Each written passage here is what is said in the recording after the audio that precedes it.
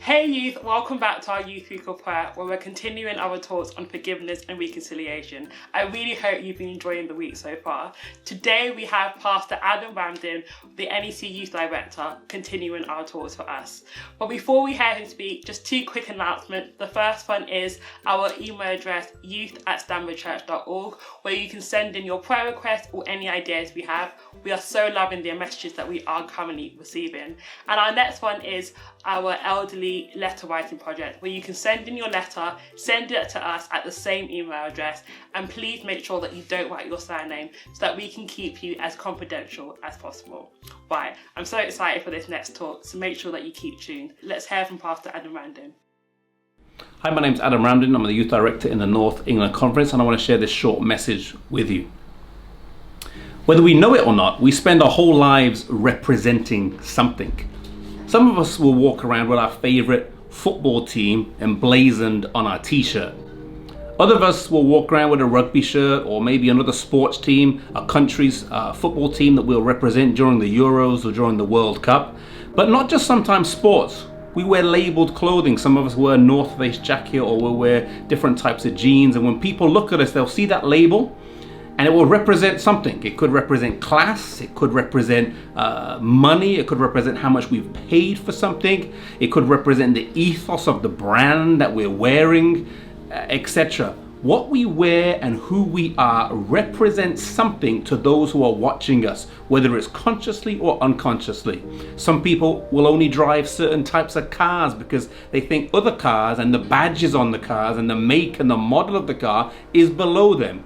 And so all the time we're always demonstrating what we stand for based on the labels we wear, based on the cars we drive, based on the postcode that we live on, and things like that. The reading for today, on Wednesday, is entitled Ambassadors of Reconciliation. And it uses that term ambassador. An ambassador is someone who represents a country. We send ambassadors from country to country, and they represent the laws and the ethos of the land where they come from in a foreign country. We live down here on planet Earth, and we're ambassadors for God, of Him and of His love to the world around us. Not the clothes we wear, and not the cars, and not the labels that we have, but we're to be an ambassador of reconciliation. What does that mean? Jesus was a man who came down here to earth and made a sacrifice for humanity, forgives us our sins, but He wants us to be an ambassador of that forgiveness in our interhuman relationships with other people. Not to bear grudges, not to hold things against our brothers for too long, and to forgive where we need to forgive, and to ask for forgiveness where we need to ask for forgiveness. Reconciliation is not always easy, but as a Christian church, as a Christian community, as a group of young people, we should be a place where reconciliation takes place, where it's open, where it's authentic, and where we can forgive each other, and we can demonstrate that to the world. Not to be people that hold grudges for 2, 3, 5, 10 years. We won't talk to someone because they've offended us, or they offended our relatives, so we'll take sides with our relative, and therefore we don't like you because of what you said to somebody else. But to be an ambassador of reconciliation. There's a story I once read in a book called The Insanity of God. It's an excellent book about a missionary who went to certain parts of the world, Africa, came back to America, and then he started a ministry where he went around the world visiting Christians in persecuted countries. And he wrote down their stories. He went to countries behind the old Iron Curtain in the eastern part of Europe, Russia. He went to Southeast Asia, to China, and he recorded interviews with Christians who'd been persecuted. And there was one interview that stood out to me. He was in a country that was unnamed, and there was someone there who was in prison for several years. He was persecuted for his faith. He was a Christian, and he was persecuted for his faith. The prison guard told him he needed to renounce his faith and try to do things that would wear him down. And one of the things that the prison guard did was every day when he brought his breakfast to him, he was in solitary, I believe, he would bring his breakfast to him, he would bring toast. But on the toast, and this sounds a bit disgusting, and it is, on the toast, there was human waste spread on the toast. And he'd bring it down every morning. Here's your breakfast. He couldn't eat his breakfast every morning because of, obvious reasons he couldn't eat his breakfast. And this prison guard persecuted him. Every single morning for breakfast, he would bring defiled food, so to speak, and present it to him. Years later, he's released from prison. He's around preaching. And he goes to a church and he preaches the gospel message. And a lady comes to the church. She's an older lady and she's impressed by his message. She enjoys his message. She's a Christian. And she says, please come to my house because I have a son there who's dying. Can you please come and pray for my son? So he goes to the house, small little house, simple house, goes into the house. And as he goes into the bedroom of the older lady's son who's dying of illness that she's asking him to pray for, he looks at the man and he looks into the face of the prison guard who had persecuted him every single day in prison. In that moment, he's looking at the man who's persecuted him in such a disgusting way. What do you do then? Our reading this week is about being an ambassador of reconciliation. In that moment, he says, I didn't have it within me humanly to forgive this man. I had to ask Jesus to give me strength, power, humility, forgiveness for this man. And he prayed to God.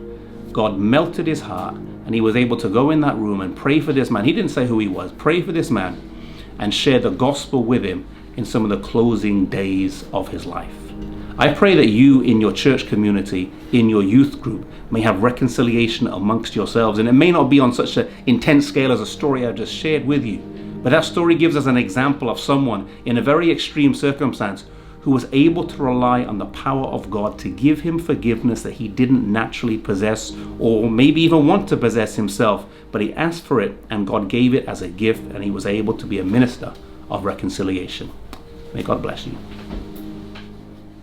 Thank you so much, Pastor Adam, for your message. We were so blessed. Now we can't wait to continue the fun. We're going to have a fun activity, so make sure you stay tuned.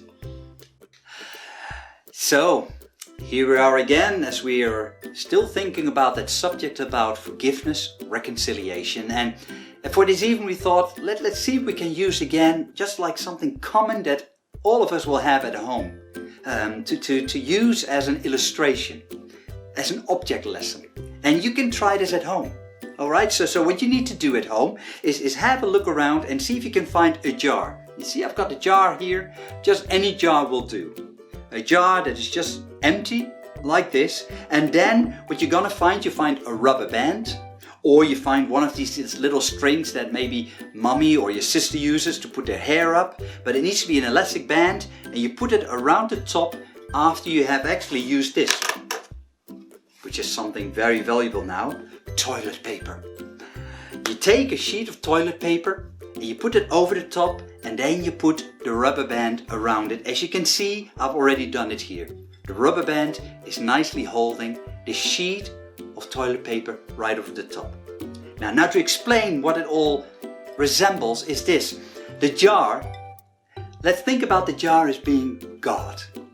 You see, God is big, is all there, and God wants to be in our lives and surrounding us. He wants to be with us.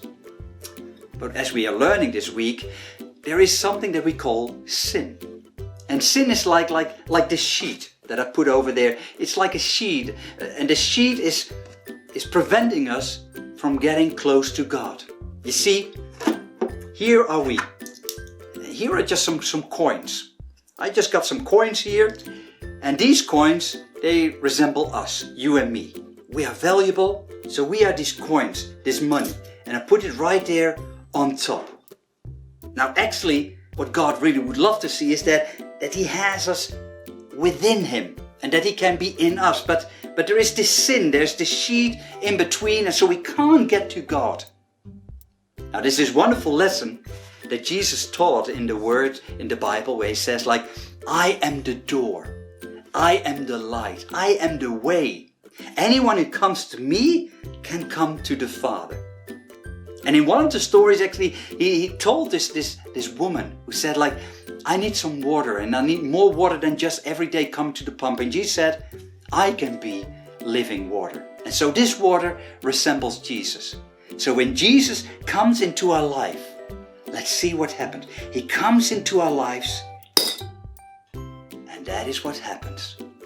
Sin just dissolves. Sin just opens up, cannot contain us from getting closer again to God. Jesus says, like, I am the water and I open you up, I clean you, and now you and I can be in God again. We can be with God again. God can be in us.